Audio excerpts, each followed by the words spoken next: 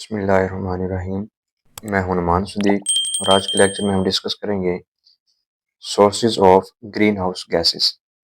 Green house gases के ज़राए क्या क्या हैं, ये कहाँ से पैदा होती हैं।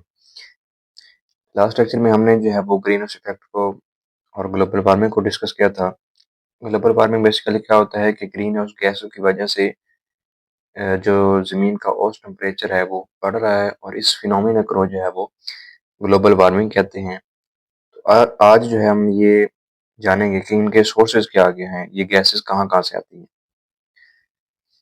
बर्निंग ऑफ कोल, कोयले का जलना, ऑयल ऑयल का जलना, natural gas and carbon dioxide, ये सारी चीज़ें जो हैं, इनका जब जलाया जाता है तो इससे क्या होता है कि ग्रीन हाउस गैसेस जो हैं ये प्रोड्यूस होती हैं।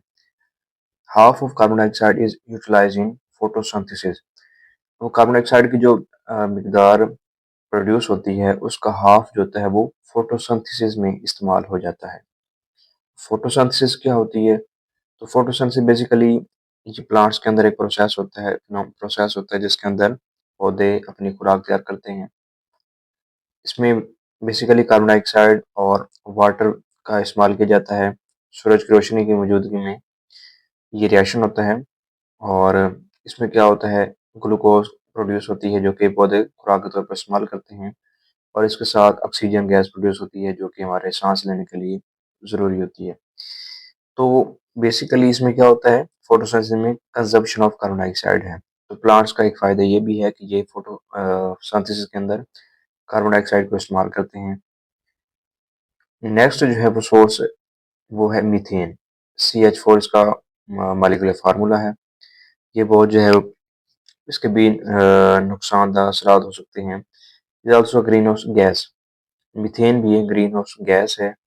इसके सोर्स कहाँ क्या हैं, ये कहाँ से आती है? डिके ऑफ वेजिटेशन, वेजिटेशन का गलना सड़ना, डिकम्पोज हो जाना। डाइजेशन इन एनिमल, और जानवरों के अंदर जो डाइजेस्टिव सिस्टम है, ये खुराक का हजम हो जाना है। उसमें क्या होता है कि जानवर का जो गोबर होता है उसे गोबर गोबर गैस जो प्रोड्यूस होती है उसमें बेसिकली मीथेन पाई जाती है। Farming of rice field, rice की जो खेत हैं, फसल है, वहाँ पे क्या होता है, वहाँ पे भी वो भी एक बड़ा सोर्स है मीथेन का। उसके बाद नेक्स्ट जो है वो वाटर वेपर्स हैं। वाटर वेपर भी क्या है, बेसिकली ये भी ग्रीन हाउस गैस में शामिल है। हाफ ऑफ जो हमारा कार्बन डाइऑक्साइड का ग्रीन हाउस का इफेक्ट है, उसमें का जो हाफ है वो वाटर वेपर की वजह से होता है। तो वाटर वेपर्स का ग्रीन हाउस इफेक्ट के अंदर एक बड़ा रोल है।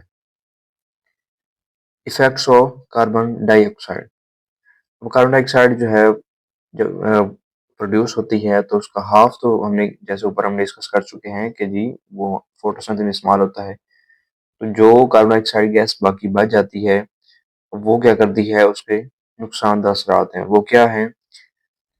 Form a thick layer. Carbon dioxide क्या करती है कि एटमॉस्फेयर के अंदर एक थिक और डेंस लेयर जो है वो क्रिएट कर देती है, बना देती है। The layer allow solar radiation, ये जो लेयर है ये सूरज की तरफ से आने वाली जो शुआएं हैं उनको गुजरने देती है। अल्ट्रावायलेट जो रेडिएशन आ रही होती है उनको गुजरने देती है, but does not allow it to escape outside. लेकिन ये वाली रेडिएशन जब ज़मीन से टकराती हैं तो टकराने के बाद वापस रिफ्लेक्ट बैक होती हैं।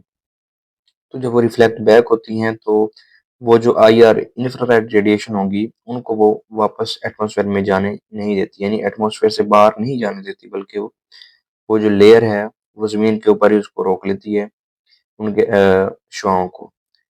तो इससे क्या होता है, दिस इंक्रीज अर्थ टेम्परेचर, जो ज़मीन का एवरेज टेम्परेचर है वो बढ़ जाता है। This can damage agriculture and food production, तो इससे जो ज़राअत है या खुराक की पैदावार है वो उसे डैमेज हो सकती है, उसको नुकसान पहुंच सकता है।